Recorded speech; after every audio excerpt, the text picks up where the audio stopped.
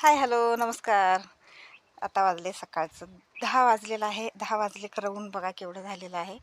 आणि आज आहे रविवार आणि आमचं सकाळची कामं चाललेलं आहे. इकडं बघा ड्रिप पाईप आणलेला आहे. आम्ही म्हणतो याला ड्रिप पाईप.